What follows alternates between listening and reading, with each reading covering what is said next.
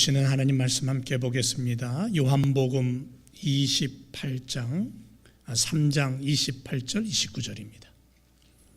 3장 28절 29절 함께 말씀 기도하는 마음으로 읽도록 하겠습니다. 다 같이 시작. 너의 말한 바 나는 그리스도가 아니요 그의 앞에 보내심을 받은 자라고 한 것을 증거할 자는 너희니라. 신부를 취하는 자는 신랑이나 서서 신랑의 음성을 듣는 친구가 거기에 기뻐하나니 나는 이러한 기쁨이 충만하였노라. 아멘. 오늘 말씀의 제목은 삶의 길을 당당히 걷는 성도로 살아가자입니다. 회개하라, 천국에 가까웠다. 그렇게 목소리를 높이며 사람들을 놀래켰던 그러한 아주 위대한 사람이 있었죠. 광야에서 지내면서 메뚜기와 석청을 먹으면서 약대토수를 입고 살았던 사람, 광야의 사람. 그의 말에 수많은 사람들이 가슴에 찔림을 받고 자신의 죄를 뉘우치고 그리고는 그에게 와서 세례를 받습니다. 그가 누구냐면 세례 요한이죠. 광야에 외치는 자의 소리로 불렸던 사람, 주님의 길을 예비하러 미리 왔던 사람. 우리는 그렇게 세례 요한을 기억합니다. 예수님의 제자였던 요한이 요한복음을 쓰면서 1장에서 세례 요한에 대해서 아주 정확하게 이야기를 합니다. 그런데 그것으로 끝난 게 아니라 3장 마지막 부분에 와서, 오늘 본문을 우리가 읽은 이 마지막 부분에 와서 세례 요한을 다시 얘기해요. 왜냐하면 그만큼 세례 요한이 중요한 부분을 차지하고 있다는 거죠. 세례 요한이 여전히 자기의 사역이 과거와 변함없이 진행되고 있다. 아주 힘있게 그의 사역은 지금 진행되고 있다는 것을 드러내고 있는 부분이에요. 왜냐하면 세례 요한의 사역이 그렇게 힘이 있었던 이유가 뭐냐면 그를 찾아온 사람들이 그가 전하는 메시지에 깊은 관심을 갖고 있었고 그가 세례를 베풀면서 외친 메시지는 결국은 하나님의 말씀을 외쳤던, 그래서 말씀이 있었던 메시지였고 세례였다라는 거죠. 그래서 사람들은 그를 좋아했고 수많은 사람들이 그를 추종했고 따랐습니다. 예수님과 세례 요한의 차이점을 우리가 잠깐 살펴보면, 하나는 오실 자를 위해서 준비시키는 말씀을 외쳤고, 다른 하나는, 한 부분은 오신 자가 전하는 말씀이 있었다는 거죠. 그러니까 예수님과 세례 요한은 그런 차이가 있었던 거예요. 세례 요한의 사역은 이제 마지막 종이 울리기 직전이었어요. 하지만 그 마지막까지 예수님의 시대를 활짝 열기 위해서 그 길을 준비하고 예비했던 삶을 살았던 사람. 그래서 실로 세례 요한은 자기에게로 오는 사람들에게 마지막 한순간까지 예수님을 쫓도록 가르치고 선포했던 그리스도의 선구자적인 삶을 살았다. 이렇게 성경은 우리에게 가르쳐줍니다. 여러분, 세례 요한은 짧은 한 시대를 살았지만 아주 굵게 마음껏 소리치며 살았던 그런 인물입니다. 독사의 자식들아, 누가 너희를 가르쳐서 임박한 진노를 피하라 하더냐. 아주 강력한 메시지를 바리새인들과 사두개인들에게 내뱉으면서 호통을 치면서 아주 대범하게 그 시대를 살았던 인물이에요. 하지만 예수님께서 본격적으로 사역을 시작하자 그는 순간적으로 사라져 버립니다. 자기가 만들어 놓았던 그 엄청난 자리를 다 내려놓고 양보하고, 예수님께 양보하고 한 여인의 원한을 사서 목이 떨어져 나가 죽는 그러한 일생을 마쳐버립니다. 오늘 본문에서 요한복음을 쓰고 있는 예수님의 제자 요한이 세례 요한이라는 사람의 마지막 증거를 우리에게 자세히 가르쳐 주면서 이 코로나19로 인하여서 힘겹게 살아가고 있는 우리들, 그리고 이 지구촌에 있는 수많은 주님의 일꾼들에게, 성도들에게 세례 요한 같은 숨결을 가지고 달려가라고 그렇게 우리에게 가르쳐주고 있는 메시지예요.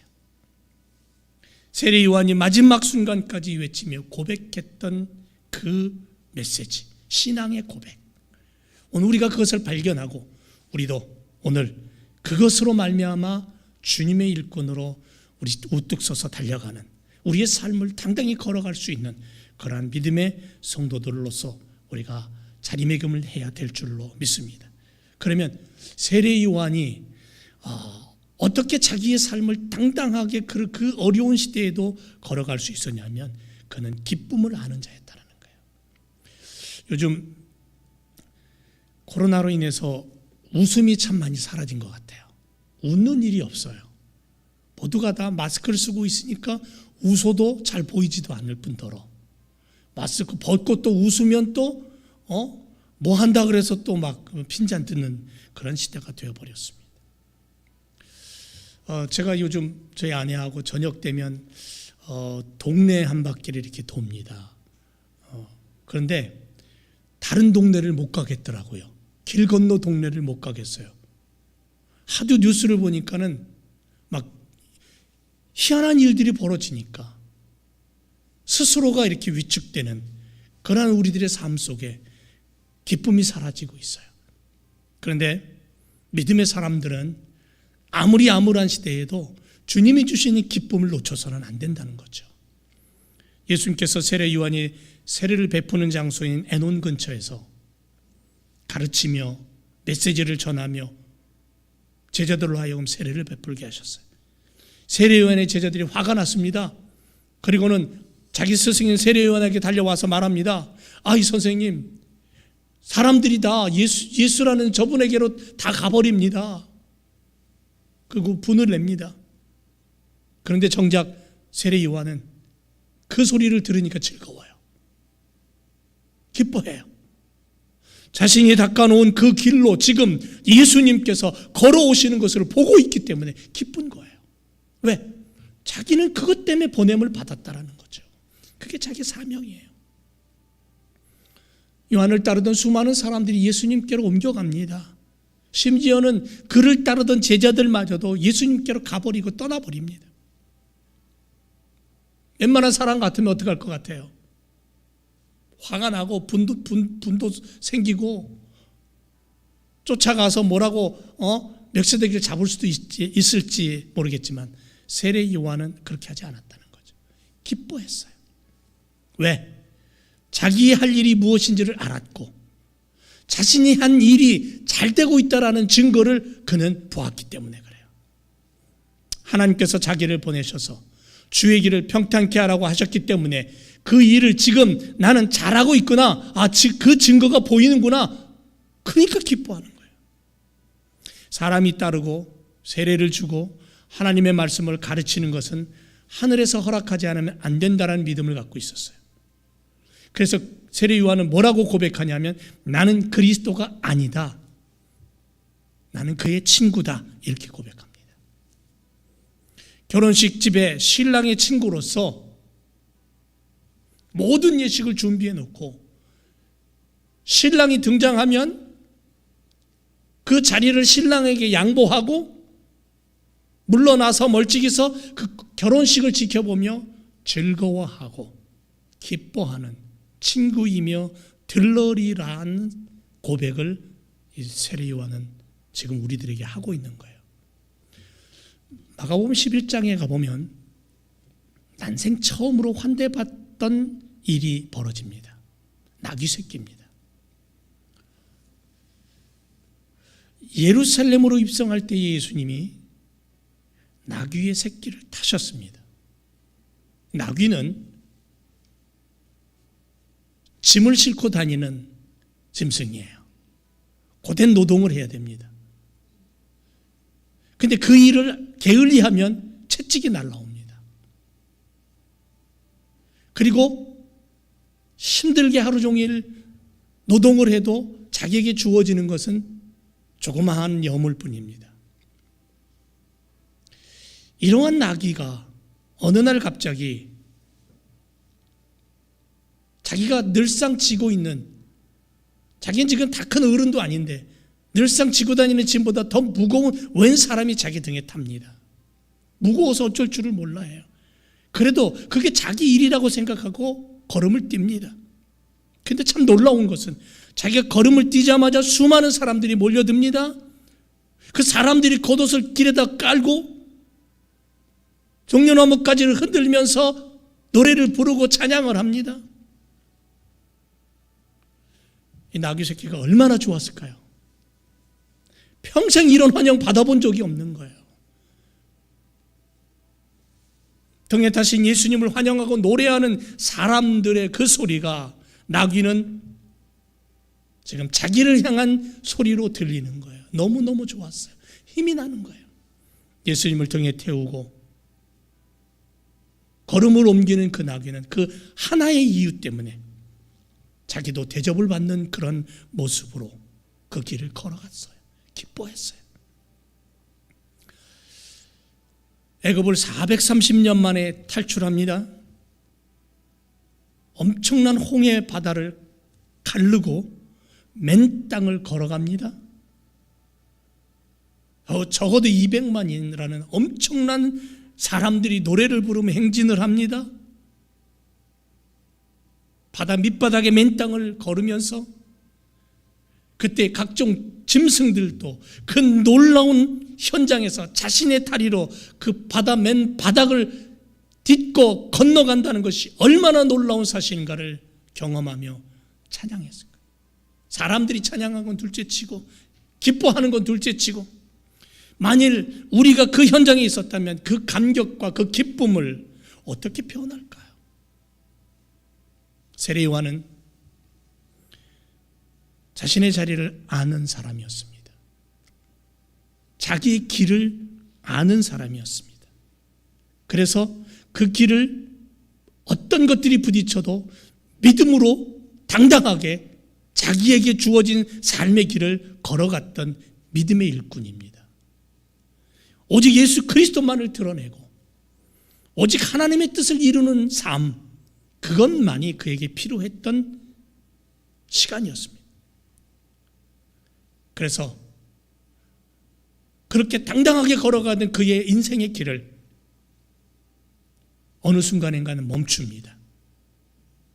예수님이 등장하시자 그는 멈춰버립니다.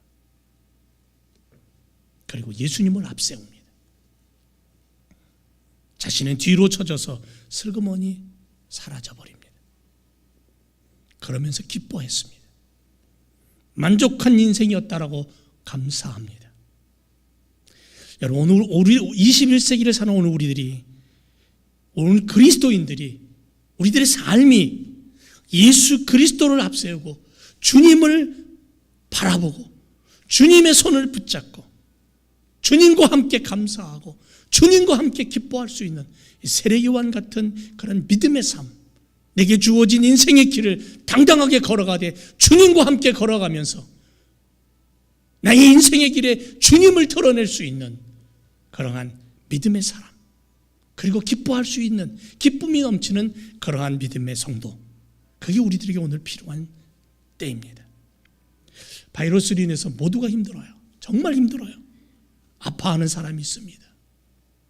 이런 시대 앞에 예수님의 사람들이 숨쉬며 할 수 있다면 그 숨결 속에 예수 그리스도의 놀라운 구원과 그 사랑, 그것을 나누고 그것을 보여주고 그것을 붙잡고 걸어갈 수 있는 당당한 믿음의 삶, 당당한 그리스도인의 걸음이 되었으면 좋겠습니다. 그게 세례 요한의 걸음이었기 때문에 그래요. 빌립보서 2장 17절에 보면 만일 너희 믿음의 제물과 봉사 위에 내가 나를 관제로 드릴지라도 나는 기뻐하고 너희 무리와 함께 기뻐하겠다 그랬습니다. 이 사도 바울의 고백이에요. 자기 자신이 구약의 제사 때 제물이 되어 제단 위에 불태워져서 드려지는 그 양이나 어떤 소나 짐승처럼 그런 재물이 자신이 되어서 그렇게 없어진다 할지라도, 부서진다 할지라도 주님을 앞세운 성도들의 삶을 보면서 나는 기뻐 뛰며 즐거워하기를 원한다라는 그러한 고백, 바로 이게 우리들의 고백이 되어야 되죠. 세례요한은 그래서 세례요한은 이렇게 얘기합니다. 나는 그의 신들매도 풀기에 감당치 못하겠다. 얼마나 겸손합니까? 얼마나 낮아졌습니까? 여러분, 당시에 예수님보다 세례요한이 더 유명했어요. 더 이름이 많이 퍼졌고 더 세례요한이 유명한 사람이에요. 사람들이 더 많이 따랐어요. 지지자들을 투표로 해본다면 세례요한이 더 많았어요. 정치하는 사람들, 지도자들도요, 세례요한의 말에 두려워 떨었다 그랬어요. 구약의 엘리야 선지자처럼 능력을 가지고 왔던 사람이에요. 그런데 한순간 예수 그리스도를 위해서 자기는 아무것도 아니래요. 아무것도 아니래요. 그리고는 다 내려놓고 뒤로 물러나 버려요. 그렇게 겸손을 품고 자신의 기쁨으로 걸 줄 알았던 바로 그 사람이 오늘 우리들 시대에도 필요하다는 거죠. 이 코로나로 인하여서 힘들어하는 이 시대에 필요한 사람이에요. 자기가 누구인가를 알고 겸손을 잃어버리지 않고 그리고 보내신 이의 그 뜻을 알고 그렇게 살았던. 그래서 세례요한은 예수님이 누구인가를 분명히 알았어요. 예수님이 누구인가를 분명히 깨달은 사람이에요. 뭐라고까지 얘기하냐면, 보라, 세상죄를 지고 가는 하나님의 어린 양이라고까지 표현을 해요. 정확한 예수님을 표현한 문장이에요. 메시아, 구세주, 그분을 고백하고 그분을 앞세우고 우리들의 삶이 오직 예수 그리스도를 앞세우고 그분을 바라보며 기뻐할 수 있는 주바라기, 코로나로 인하여서 고통받고 병들고 아파하고 때로는 죽어가는 부모를 눈앞에서 볼 수도 없는 이런 상황 속에 놓인다 할지라도 믿음의 사람들은 바로 그 손길 속에, 그 순간 속에 주님이 계심을 고백하며 내 영혼을 주께 부탁합니다. 내가 오늘 내 숨이 끊어진다면 나는 주님의 나라 저 천국에서 눈을 뜨겠습니다라는 고백을 가지고 오늘도 주님을 바라보며 나귀 새끼가 더할 나위 없이 기뻐 뛰며 주님을 등에 태우고 걸어갔던 것처럼 세례 요한이 예수님을 바라보며 뒤로 물러서서 기뻐했던 것처럼 오늘 우리들의 삶이, 오늘 우리들의 고백이 이러한 믿음의 고백으로 걸음을 옮기는 우리들의 삶이 되어야 될 줄로 믿습니다. 오늘 말씀에서 또 한 가지 세례 요한은 우리에게 이런 이야기를 합니다. 오직 하나님의 영광을 위해서 숨쉬어라. 오직 하나님의 영광. 저는 개인적으로 아이언사이드 박사님 참 좋아하는데요. 강해 설교자이고 유명한 목사님입니다. 그분이 어렸을 적에 방학 때면 학교에서 돌아오면 그 믿음이 좋은 기독교인 그 가게에 가서 일을 했어요. 어린 시절부터 스코틀랜드인이 운영하는 구두방에 가서 일을 하게 됩니다. 참 가난하게 살았기 때문에 어머니를 도와주기 위해서 자기가 그렇게 어린 시절에도 일을 했는데 그 주인은, 그 가게 구두방 주인은 그 구두방, 조그마한 구두방 안에 구석구석에 성경 구절을 붙여놓고 구두를 사기 위해서 들어온 사람이면 구두를 짚기 전에 성경 구절을 먼저 읽을 수밖에 없을 정도로 그렇게 여기저기에 말씀을 붙여놨대요. 그리고 예수 그리스도를 전파하고, 그래서 그분으로 인하여서 예수님을 믿게 된 사람들이 정말 많았다라고 해요.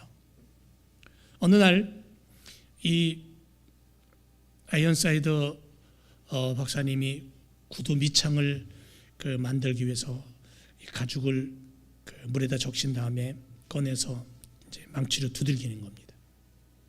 적당한 크기로 소가죽을 두들기면서 그 물기가 다 날아가서 완전히 굳어질 때까지 두들겨 펴야지 구두가 오래 간대요. 한참을 두들기면 온몸이 막 기운이 빠지고 힘들 거 아닙니까? 그런데 어느 날 믿음이 없는 기독교인이 아닌 어느 구두쟁이가 이 가죽을 두들기는데 다 마르지도 않은 거를 꼬매고 있는 거예요. 이 구두를 만드는 거예요. 그러면서 뭐라고 얘기하냐면 이렇게 해야 손님들이 빨리 다시 구두를 사기 위해서 온다는 거예요. 이게 제대로 만들지 않으니까 금방 망가지는 거예요. 얼마 안 신으면. 그걸 바라보면서 그 가게 주인인 이 기독교인은 이 소년이었던 아이언사이드에게 이렇게 얘기합니다. 나는 50센트 또는 75센트를 벌기 위해 구두를 만들지 않는다. 그것을 더 벌기 위해서 구두를 만든다라고 생각하진 않아. 나는 하나님의 영광을 위해서 이 일을 하고 있는 거야. 만약에 하나님 나라에 갔을 때에 하나님 나라에서 구두를 신는다면 모든 구두가 나에게로 달려왔으면 좋겠어. 그러면서 하나님이 나에게 야, 댄, 너는 참 어리석게도 최선을 다하지 않는구나 라고 말씀하시기를 원치 않는단다.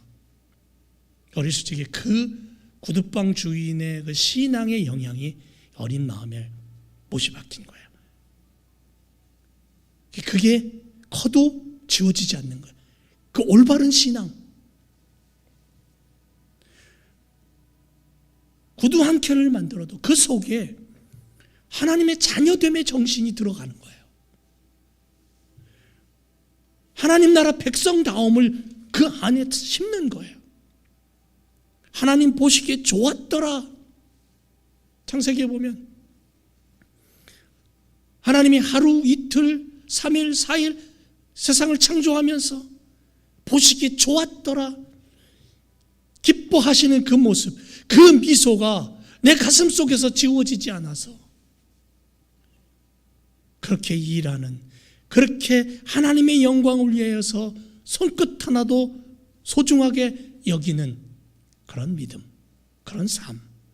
사도 바울은 빌립보서 1장에서 자신의 가장 큰 기쁨은 살든지 죽든지 내 몸에서 그리스도가 존귀되는 것이다.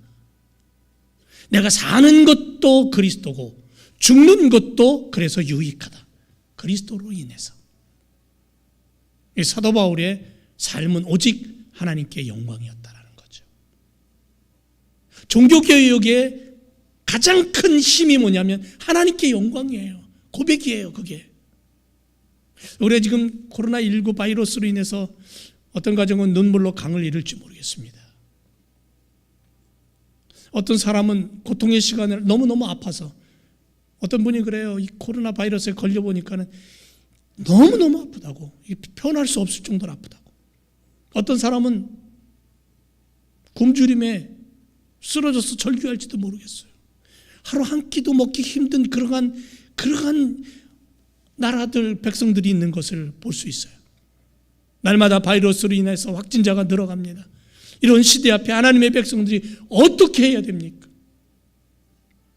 어찌해야 하나님의 자녀답게 살아갈 수 있습니까? 하나님의 자녀로서 오늘날 우리 믿음의 선배들이 살았던 모습은 과연 어떤 모습이었을까? 지금 우리는 그 선배들이 살았던 믿음의 모습을 가지고 오늘 이 시대를 우리는 살 수 없는 건가? 우리 이런 고민을 가지고 주님 앞에 묻습니다.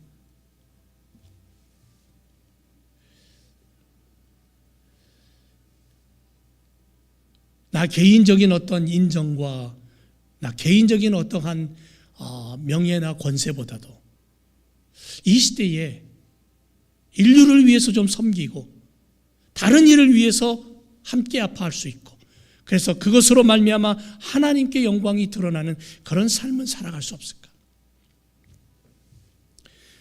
여러분, 오늘날 우리들의 시대는 예수 그리스도를 자꾸 거부하려고 해요. 예수 그리스도가 없어지기를 원해요.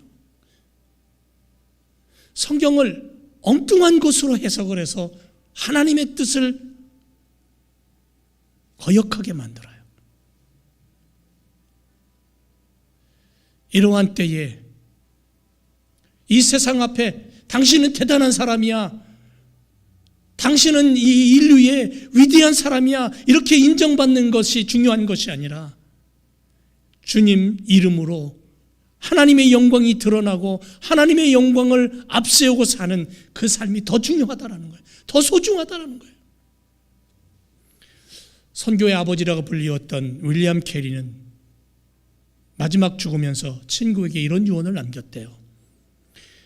여보게 친구, 내가 죽거든 윌리엄 켈리에 대하여 말하지 말고 윌리엄 켈리의 구세주에 대해서 말해다오.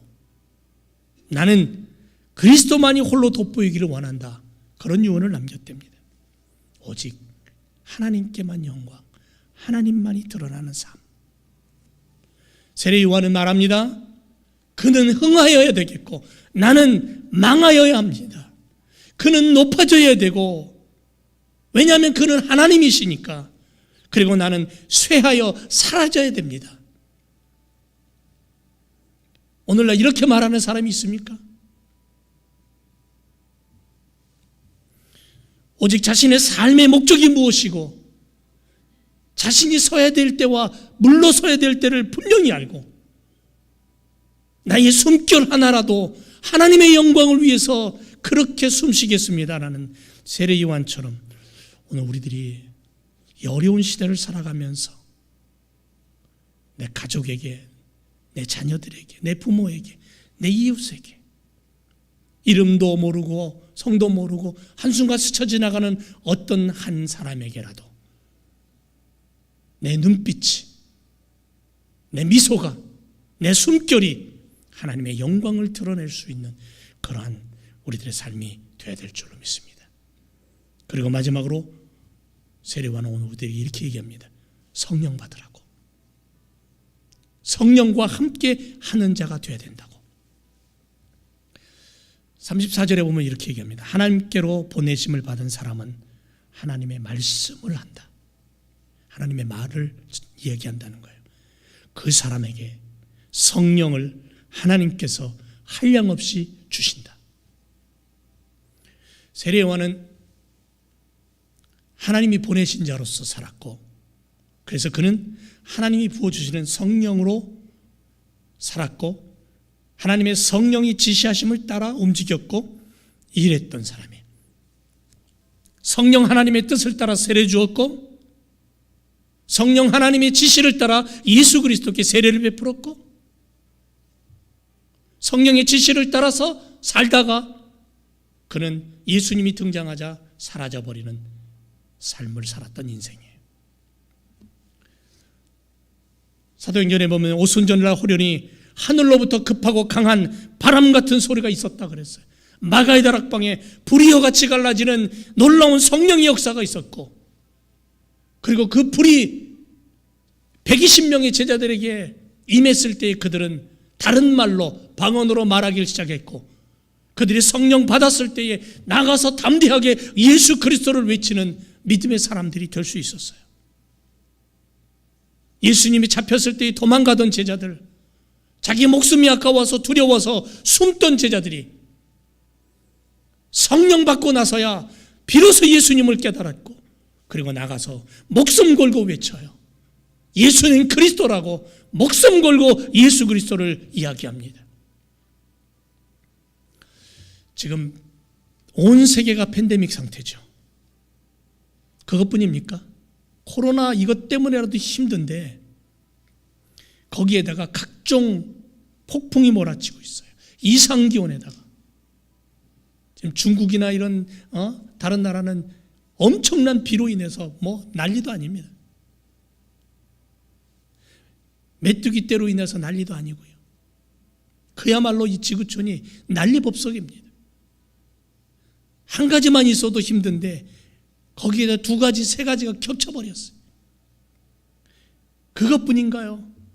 정치적인 이유 때문에, 인간의 어떤 욕망 때문에 끊임없는 총탄의 아픔, 그걸로 인해서 가난과 질병과 고통이 사라지지 않는 이 지구촌, 미래는 또 어떻게 변할지 모르는 이러한 암울한 시대에 이러한 때에 믿음의 사람들이 하나님 앞에 엎드려 간구하면서 나의 일터에서, 내 차 안에서, 내 골방에서 하나님 내게 성령의 불을 부어주시고 강팍한 심령 속에 하나님의 능력을 부으셔서 변화가 일어나게 하시고 어둠이 깨어지게 하시고 성령 하나님의 바람이 불어서 우리들의 가정에, 우리들의 일터에, 우리들의 사회 속에 하나님의 법이 심겨지게 해달라고, 실현되게 해달라고 기도하며 우리가 움직일 때 아닌가요? 이 땅에서 성령의 불과 바람을 당할 자 없죠. 어떤 장벽도, 어떤 권력도, 어떤 고통과 절망도 성령 하나님이 임재하시면 바뀌는 거예요. 절망이 희망으로, 고통이 기쁨으로, 감사로 바뀌어버리는 거예요. 그 능력이 성령 하나님한테 있는 거예요. 그래서 오늘 우리들은 성령의 불을 받아야 돼요. 성령의 불이 우리들의 사회 속에, 이 나라 속에, 이 지구촌 속에 임해야 돼요. 돈으로도 지식으로도 백방만방으로도 안 돼요. 성령으로만 가능하다는 거예요. 그래서 스가랴 4장 6절에 이렇게 말합니다. 그가 내게 일러 가로되 여호와께서 스룹바벨에게 하신 말씀이 이러하니라. 만군의 여호와께서 말씀하시되 이는 힘으로도 되지 아니하고 능으로도 되지 아니하고 오직 나의 신으로 된다. 그러나 하나님의 능력으로만이 가능해요. 그래서 21세기에 우리 믿음의 성도들을 하나님은 불기둥으로 사용하기를 원해요. 광야에서 불기둥과 구름기둥으로 그들을 인도한 것처럼 하나님께 인도함을 받는 사람들이 다른 많은 사람들을 바른 길로 이끌어가야 돼요. 바울처럼 열정적인 사람이 있어야 디모데 같은 소심한 사람이 믿음의 일꾼으로 서는 거예요. 위대한 복음의 일꾼들이 탄생하는 거예요. 그래서 하나님 내게 성령의 불을 주세요. 하나님 이 나라에 성령을 주세요. 하나님 정치하는 자들에게 성령을 주세요. 그래서 주님이 무엇을 원하시는가, 하나님이 무엇을 원하시는가 빛을 보게 해주세요.